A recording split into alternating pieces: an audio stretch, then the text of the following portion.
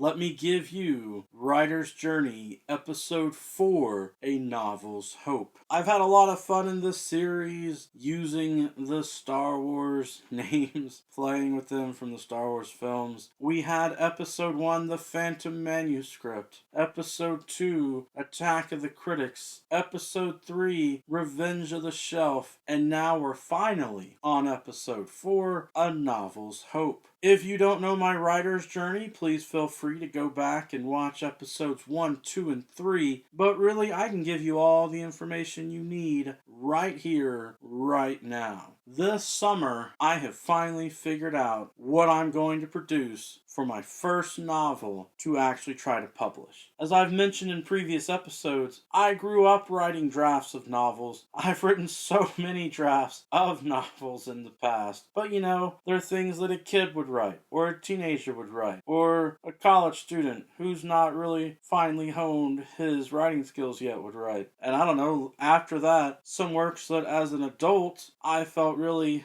needed to be revised and polished in order to really become something that could be published. But I have set those old stories aside, and I have been dealing with the difficult decision of what genre will I use for my first published book. And that's tough, because I am so eclectic by nature, a bit of a Renaissance man, if I say so myself. I love studying everything, I love reading all the different genres, and as much as I love science fiction, and I used to write a ton of science fiction stories growing up, right now, the only thing that I have for science fiction is some ideas and outlines and working titles. I have come up with a really clever pair of characters, but I'm not trying to advance in science fiction at the moment. The real issue was trying to decide whether to focus on my fantasy novel concepts or my kind of coming-of-age mystery story. And as much as I love my fantasy stories, and yes, I've already got some good stuff as a draft, and I've got great plans for a whole series with the fantasy stories, I fear that my fantasy stories are not what a lot of fantasy readers want right now. And I know it's difficult for me to admit to myself, and maybe it's just a crisis of confidence, but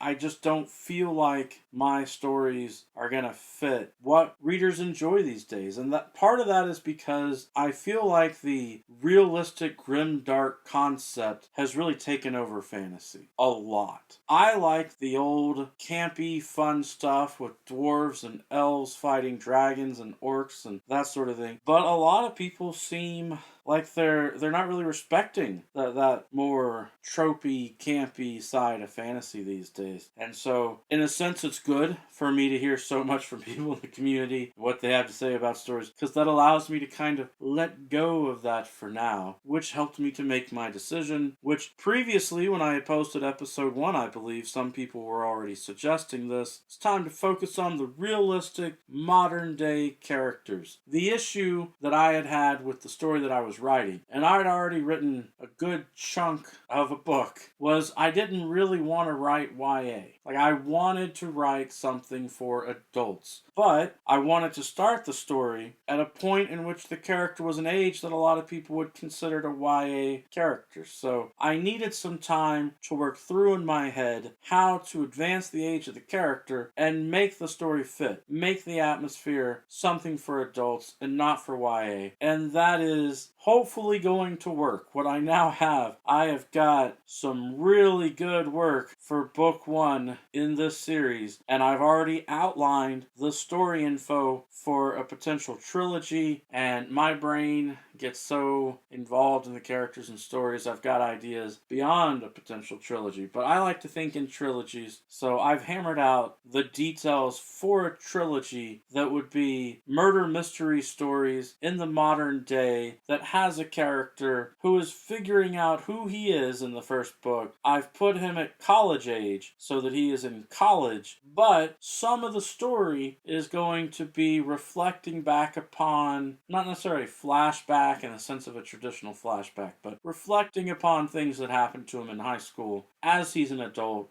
thinking back on it. For now, since I want to do one of those author things and be withholding with information, I will tell you that the code name for this is Project Peanut Butter. The title is not peanut butter. The story has nothing to do with peanut butter, but the letters P and B are there for the title right now, my working title. I'm going to call it Project Peanut Butter. It's a college student, has some difficult family situations. His mother was murdered while he was in high school. He's still dealing with that, and with more ramifications of things happening in his life. I think it's going to be a lot of fun, and like I said, I've got the ideas not only for that story, but also how he and his friends evolve as characters in the second book and the third book so that a trilogy could work out. I'm really excited about it. I've been writing, I've been putting the stuff together. Hopefully this is something that people will really enjoy reading. And then after I get these written, if I want to, I can go back and write my fantasy stories and science fiction stories. We'll just have to see what the future brings, but for now, we have a novel's hope for Project Peanut Butter. That's my writer's video for episode 4. I thought you'd want to know that update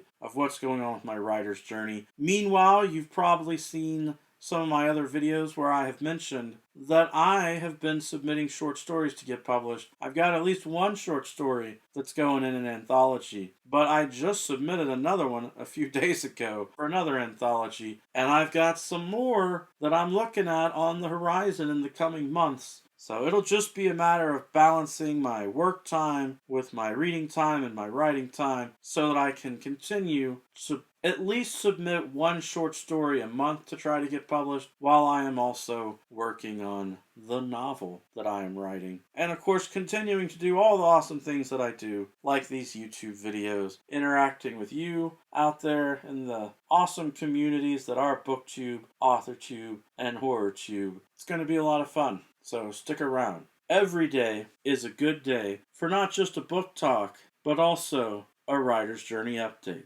Peace.